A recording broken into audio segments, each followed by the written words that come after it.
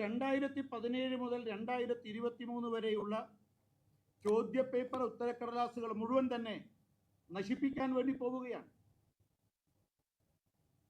ഈ നശിപ്പിക്കുന്നത് ബോധപൂർവമായ നീക്കത്തിന്റെ ഭാഗമാണ്. ഇത് തെളിവ് നശിപ്പിക്കുന്നതിന്റെ ഭാഗമാണ് 2017 മുതൽ 2023 വരെയുള്ള ഉത്തരക്കടലാസുകൾ, ചോദ്യപേപ്പറുകൾ നശിപ്പിക്കാനുള്ള PSCയുടെ തീരുമാനം. അപ്പം ഞങ്ങൾ ആവശ്യപ്പെടുന്നത്, ഇപ്പം നിലവിൽ ഇത് നശിപ്പിക്കാൻ അനുവദിക്കരുത്. ഈ 2017 മുതൽ 2023 വരെയുള്ള എല്ലാ ചോദ്യപേപ്പറുകളും പിടിച്ചെടുക്കണം. ഒന്നും തന്നെ നശിപ്പിക്കാൻ അനുവദിക്കരുത്. അതുകൊണ്ട് കുറ്റവാളികൾ ഒരാൾ പോലും നിയമത്തിൻ്റെ മുന്നിൽ നിന്ന് രക്ഷപ്പെടാൻ പാടില്ല. അത്തരം നടപടികൾ സ്വീകരിക്കാൻ UDF സർക്കാർ തയ്യാറാകണം. പക്ഷേ ഇക്കാര്യത്തിൽ ഭരണം മാറിയിട്ടും ഇതേ സിസ്റ്റം നിലനിൽക്കുകയാണ്.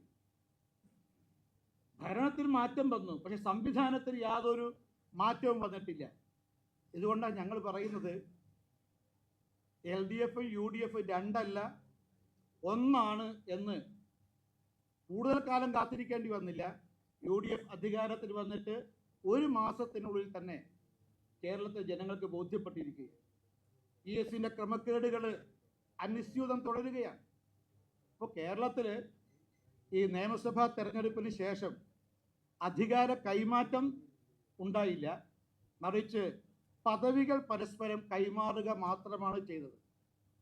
നേരത്തെ മുഖ്യമന്ത്രി കസേരയിൽ ഇരുന്ന ആൾ ഇപ്പം പ്രതിപക്ഷ നേതാവായി, പ്രതിപക്ഷ നേതാവിൻ്റെ കസേരയിൽ ഇരുന്ന ആൾ ഇപ്പം മുഖ്യമന്ത്രിയായി. പക്ഷെ നിലപാടിൽ ഒരു വ്യത്യാസവും ഉണ്ടായില്ല എന്ന് ഒരു മാസത്തെ അനുഭവത്തിൻ്റെ വെളിച്ചത്തിൽ നമുക്ക് ബോധ്യപ്പെട്ടിരിക്കുക.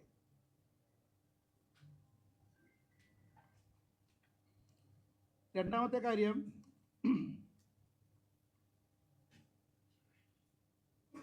നമ്മുടെ അടിസ്ഥാന സൗകര്യങ്ങളുടെ വികസനത്തിന് നരേന്ദ്രമോദി സർക്കാർ പ്രഥമമായ പരിഗണനയാണ് നൽകുന്നത്.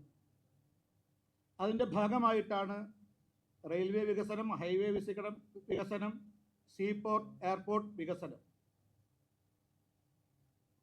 റെയിൽവേ വികസനത്തിൻ്റെ ഭാഗമായിട്ട് രാജ്യത്ത് ആരംഭിച്ച അമൃത് ഭാരത് സ്റ്റേഷൻ സ്കീമിൻ്റെ ഭാഗമായി നമ്മുടെ സംസ്ഥാനത്ത് 35 സ്റ്റേഷനുകളുടെ പുനർനിർമ്മാണവും നവീകരണവും നടക്കുന്നുണ്ട്. 35 റെയിൽവേ സ്റ്റേഷനുകളിൽ 8 റെയിൽവേ സ്റ്റേഷൻ അത് പുനർനിർമ്മാണമാണ്. ആ റെയിൽവേ സ്റ്റേഷനുകൾ വിമാനത്താവളത്തിന് സമാനമാക്കി മാറ്റുകയാണ്. അന്തർദേശീയ നിലവാരത്തിലേക്ക് നമ്മുടെ റെയിൽവേ സ്റ്റേഷനെ മാറ്റാനാണ് ഉദ്ദേശിക്കുന്നത്. ഇതിൻ്റെ ഭാഗമായി തിരുവനന്തപുരം, അതുപോലെ Varkala, Kollam, Chengannur, Ernakulam south, north, Thrissur, Kozhikode railway സ്റ്റേഷനുകൾ വിമാനത്താവളത്തിന് സമാനമാക്കി ഉയർത്താൻ ആഗ്രഹിക്കുന്നു. നിർമ്മാണ പ്രവർത്തനങ്ങൾ നടന്നുകൊണ്ടിരിക്കുകയാണ്. രണ്ടാമത്, ബാക്കിയുള്ള 27 റെയിൽവേ സ്റ്റേഷനുകൾ 20 കോടി മുതൽ 60 കോടി വരെ ചെലവഴിച്ചുകൊണ്ടാണ് നവീകരണ പ്രവർത്തനം നടക്കുന്നത്.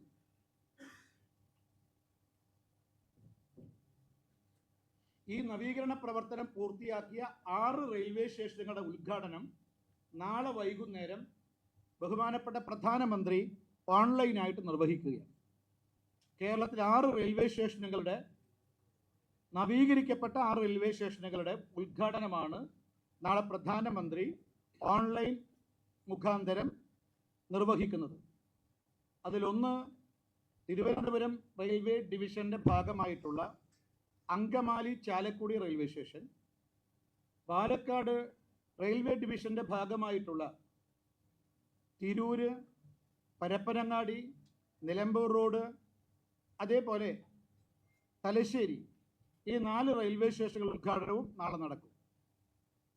ആകെ ഉദ്ഘാടനം ചെയ്യപ്പെടുന്ന 6 റെയിൽവേ സ്റ്റേഷനുകളിൽ 2 റെയിൽവേ സ്റ്റേഷൻ തിരുവനന്തപുരം റെയിൽവേ ഡിവിഷൻ്റെ ഭാഗമാണ്, 4 റെയിൽവേ സ്റ്റേഷൻ പാലക്കാട് റെയിൽവേ സ്റ്റേഷൻ്റെ ഭാഗമാണ്. ഒന്ന്, ആകെ 3300 കോടി രൂപ റെയിൽവേ വികസനത്തിന് വേണ്ടി കേരളത്തിന് അനുവദിച്ചിരുന്നു.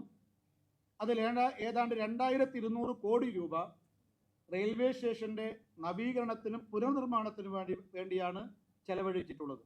ഇപ്പോൾ കേരളത്തിൽ ഒന്ന് റെയിൽവേ വികസനത്തിന് വേണ്ടി എത്രമാത്രം കോടികളാണ് നരേന്ദ്രമോദി സർക്കാർ ചെലവഴിക്കുന്നത്, അതോടൊപ്പം കേരളത്തോട് എത്രയും ഉദാരമായ നിലപാടാണ് NDA സർക്കാർ, മോദി സർക്കാർ സ്വീകരിക്കുന്നത് എന്നുള്ളതിൻ്റെ പ്രകടമായ ഉദാഹരണമാണ് ഈ അമൃത് ഭാരത് സ്റ്റേഷൻ സ്കീമിൽ ഉൾപ്പെടുത്തിക്കൊണ്ട് 35 റെയിൽവേ സ്റ്റേഷനുകൾ പുനർനിർമ്മാണം നടത്താനും നവീകരണം നടത്താനും തീരുമാനിച്ചതിലൂടെ നമുക്ക് മനസ്സിലാക്കാൻ സാധിക്കുന്നത്. സ്വാതന്ത്ര്യാനന്തര ഭാരതത്തിൻ്റെ ചരിത്രത്തിൽ ഇത്രയും വലിയൊരു റെയിൽവേ വികസനം, സ്റ്റേഷൻ വികസനം ഇതുവരെ ഉണ്ടായിട്ടില്ല, ചരിത്രത്തിൽ ആദ്യമായിട്ടാണ്. സ്വാഭാവികമായും മുഴുവൻ ജനങ്ങളും ഈ വികസനത്തെ രണ്ട് കൈയും നീട്ടി സ്വീകരിക്കും എന്നാണ് ഭാരതീയ ജനതാ പാർട്ടി പ്രതീക്ഷിക്കുന്നത്.